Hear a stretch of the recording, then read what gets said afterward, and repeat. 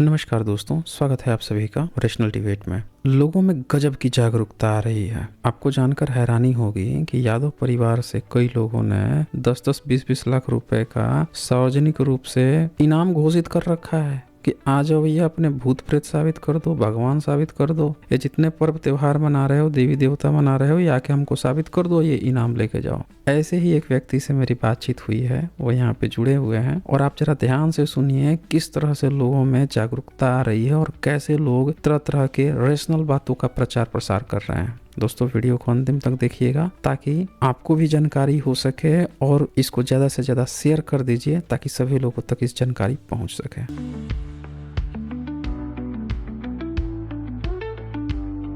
हाँ जी ब्रिजेश जी, बताएं क्या कहना चाहते हैं। जय भीम नमो बुधाय सर। हाँ जी, जय भीम नमो बुद्धाय जी, बोलिए। ये कांवड़ यात्रा बैकवर्ड के लोग कब छोड़ेंगे सर?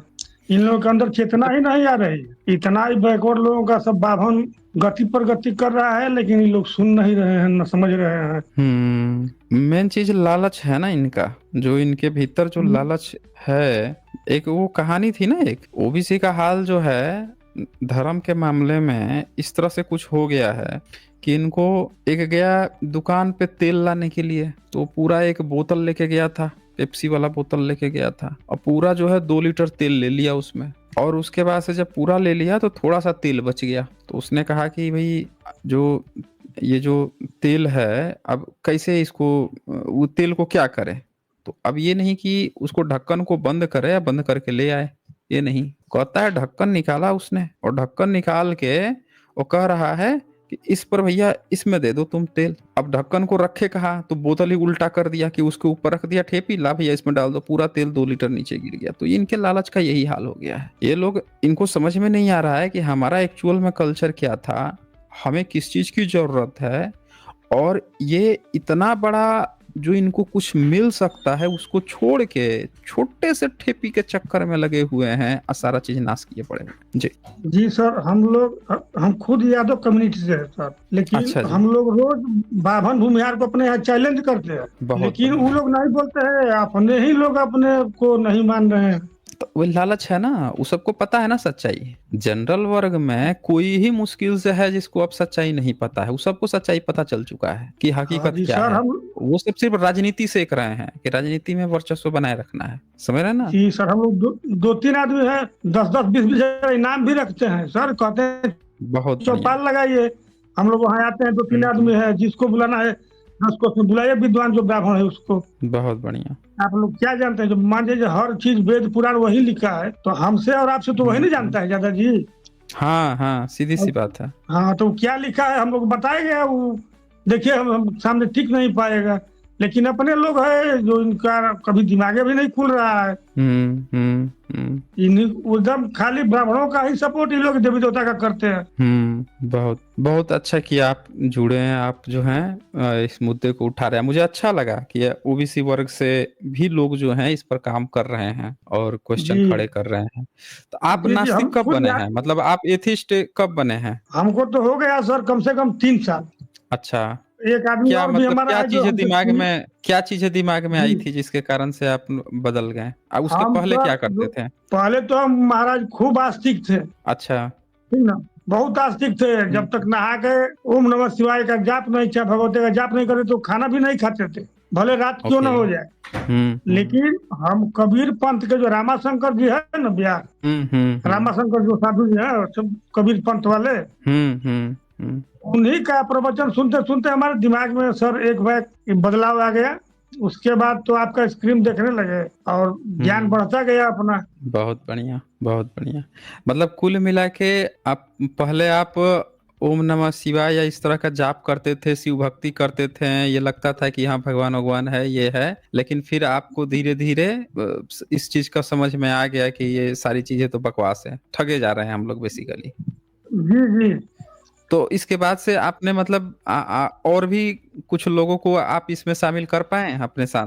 हाँ हाँ, अब धीरे धीरे लोग जो कुछ पढ़ने वाले चेतना वाले व्यक्ति हैं, जिनके पास तर्क करने की क्षमता है, उन लोग धीरे हम्म। धीरे जुड़ रहे हैं। बहुत बढ़िया। सबसे नहीं जुड़ने वाले सर जो है, कुछ तो निपुण है पुराने लोग, कुछ हम्म। पढ़े लिखे भी लोग हैं जो नहीं जुड़ना चाह रहे हैं। हाँ, हाँ। हर पढ़ा लिखा सर व्यक्ति जो है ना, हर पढ़ा लिखा कोई थोड़ा सा रट्टू तोता व्यक्ति जो है, वो हम सोचे कि शिक्षित होता है, नहीं होता है। वो भले डिग्री ले लेगा लेकिन दिमाग इस्तेमाल नहीं करेगा, वहां पे दिमाग इस्तेमाल नहीं करेगा। उसको दूसरा कुछ करना हो ना, कहीं दूसरे किसी की बुराई करनी हो, वहां पूरा दिमाग लगा देगा, सारे लॉजिक इस्तेमाल कर लेगा। लेकिन वही लॉजिक कहा जाए कि जिसको तुम मान रहे हो बाय डिफॉल्ट ईश्वर गॉड मान रहे हो, उस पर एक बार वही सारे क्वेश्चन खड़ा करके एक बार जवाब खोज लो, तो वहां पे दिमाग नहीं लगाएगा। तो डरपोक लोग होते हैं, डरते हैं ये, इस कारण से ये लोग हाँ। भागते हैं, डिस्कशन से ही भागते हैं। ठीक है, हाँ जी बहुत सर, बढ़िया हम ब्रिजेश जी। हाँ बोलिए बोलिए। जी सर हाँ हाँ ठीक है फिर। ओके ओके जी। 3-4 दिन से सर बोलते हैं कि देखिए हम प्रसाद भी नहीं खाते हैं, देवी देवता का रोज उल्टा सीधा बोलते हैं। हम्म। इन लोगों को अंदर से आप डर निकालिए। हम्म। जब तक डर नहीं निकालिएगा तब तक आपका वास्तविक ज्ञान हो भी नहीं करेगा। बहुत बढ़िया बहुत बढ़िया। ठीक है ब्रिजेश जी। ओके। ठीक है सर। नमो बुधाय, जय भीम हाँ सर। हाँ, नमो बुद्धाय, जय भीम। हाँ जी, देवेंद्र कुमार बताएं क्या करना चाहते हैं। जय जय भीम, नमो बुधाय सर जी। हाँ जी, जय भीम, नमो बुद्धाय जी, बोलिए। बहुत बहुत दिन सर जी आपके पास फोन लगा रहा था, बहुत पहली बार आपसे बात। बैकग्राउंड साउंड आ रहा है आपका। ठीक है सर जी। सर जी एक जानकारी थोड़ा सा लेना था।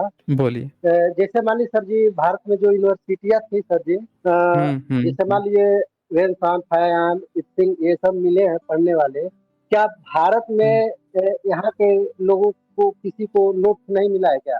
भारत के लोगों को। हाँ, जैसे आखिर मान लीजिए सर जी, यूनिवर्सिटी में तो काफी लोग पढ़ते होंगे सर जी ना।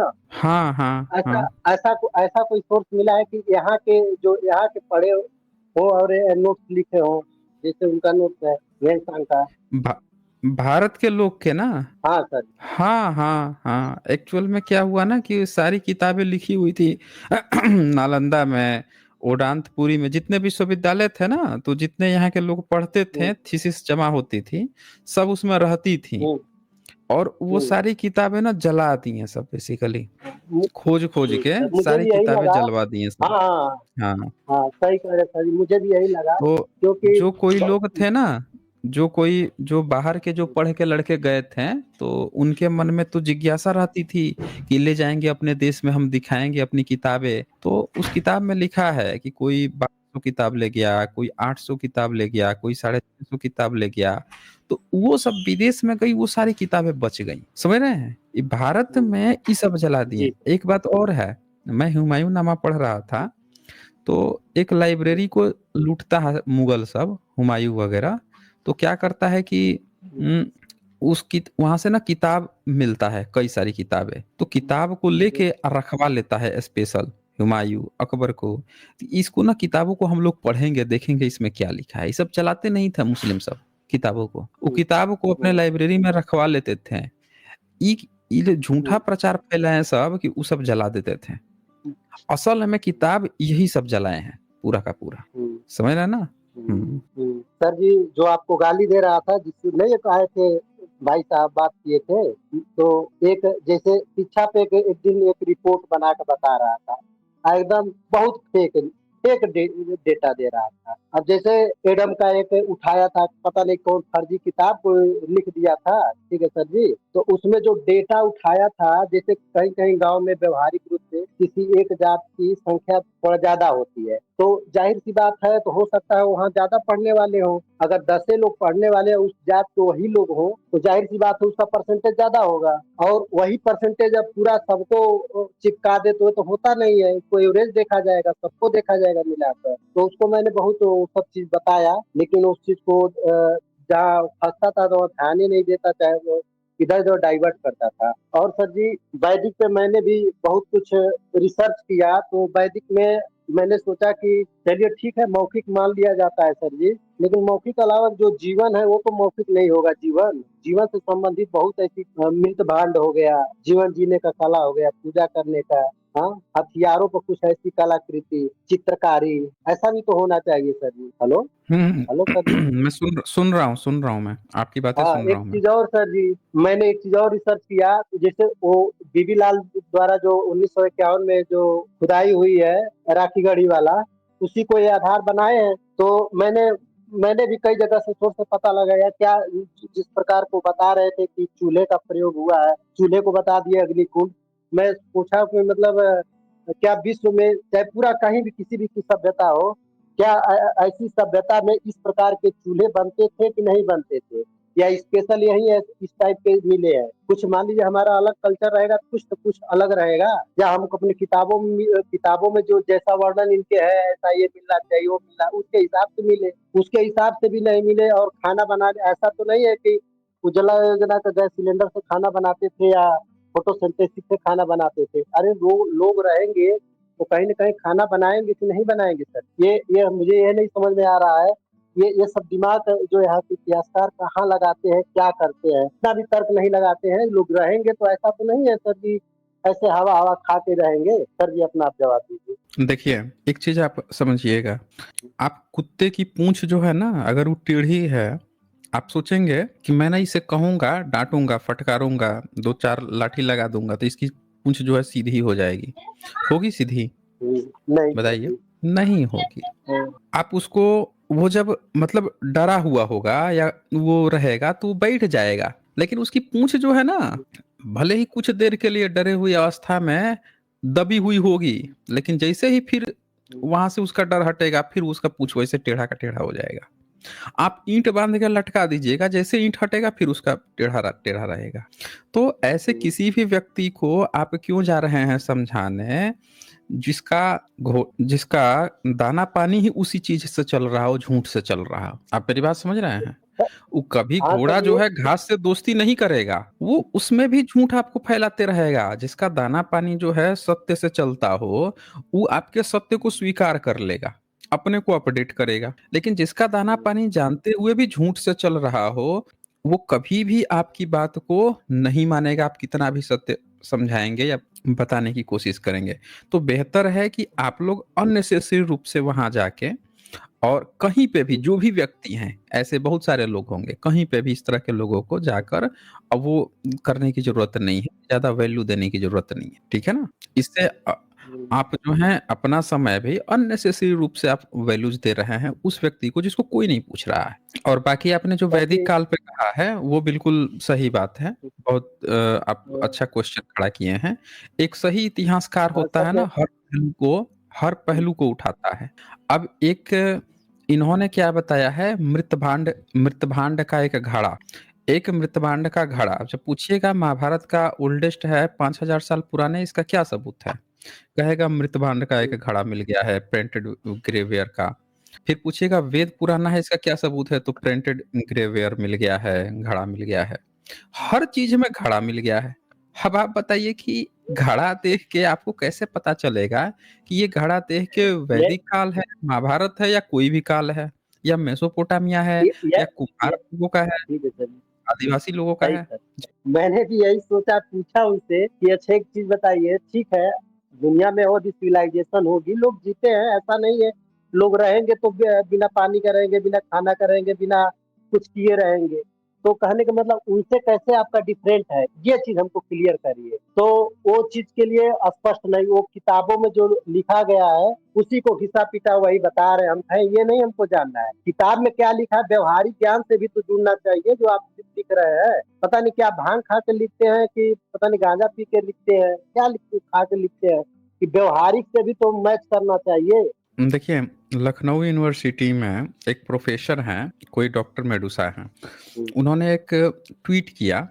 उस ट्वीट में उन्होंने बता रही थी कि पाली और संस्कृत जो है वो सिस्टर लैंग्वेज है, और वैदिक संस्कृत बहुत पुराना है, पता नहीं क्या क्या बता रही थी, जबकि वो रेशनलिस्ट है।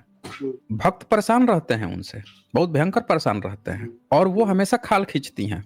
लेकिन इतिहास को लेकर रेशनलिस्ट लोगों की भी विचारधारा जो है उनको पता ही नहीं है। हमने उनको टैग किया, उनको बताया कि नहीं है, बिल्कुल भी दोनों सिस्टर लैंग्वेज नहीं है ही नहीं। भाई संस्कृत डेवलप हो रही है, अब बुद्ध के समय संस्कृत नहीं है, वो डेवलप हो रही है। गुप्त वंश के समय अभी डेवलप हो रही है, अभी उसका डेवलपमेंट चल रहा है। और बुद्ध के सही समय बात है सर। पाली तो एकदम डेवलप है, बुद्ध वचन तो एकदम प्योर पाली में है, यानी वो पहले से विकसित है। सिस्टर कैसे हुई दोनों? सही बात भाई है सर। जिसमें 1,000 सालों का अंतर हो, वो सिस्टर कैसे हो सकता है भाई? वो तो दादा परदादा भी नहीं, वो तो सही बहुत बात। पुरखा हो गया, बहुत बड़ा। फिर उनको हमने समझाया इंडो संस्कृत कोई लैंग्वेज नहीं होती है। अब देखें उसका रिप्लाई तो अभी तक आया नहीं हमको, हमने टैग किया है उनको। आप सोचिए प्रोफेसर लोग जो हैं बड़ी बड़ी यूनिवर्सिटी में प्रोफेसर तो बन गए हैं, लेकिन वही कोई रिसर्च नहीं। अच्छा उन लोगों को अगर खाल खींचनी हो अब भक्तों की, अंधभक्तों की, उसकी खाल खींच लेंगे, वहां पूरा दिमाग लगा लेंगे। लेकिन जब इतिहास की बात आती है तो पता नहीं बाय डिफॉल्ट हो जाते हैं ये लोग कि जो किसी ने लिख दिया है, उसने मुंह खोला शब्द गपोड़ा बिना किसी सबूत के इतिहास बना के लिख दिया तो हमको एज इट इज उसको मान लेना है। वहां दिमाग बिल्कुल नहीं लगाते हैं। तो ये चक्कर बना हुआ है जी। ठीक है फिर देवेंद्र जी हाँ सर, ये एक चीज और सर जी।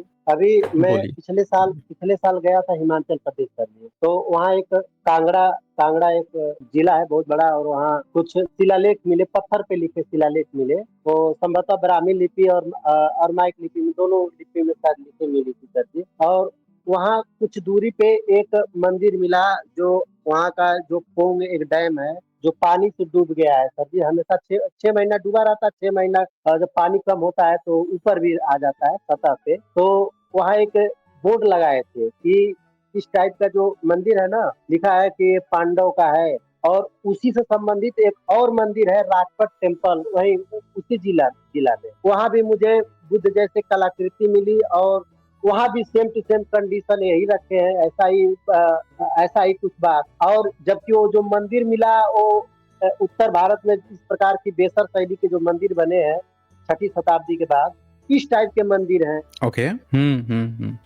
ठीक है देवेंद्र जी। ठीक सर, जय हिंद। हाँ जय भीम नवोदय। वीडियो को अंतिम तक देखने के लिए बहुत बहुत धन्यवाद। जल्द ही मिलते हैं एक नए वीडियो के साथ। बहुत बहुत शुक्रिया आप सभी का।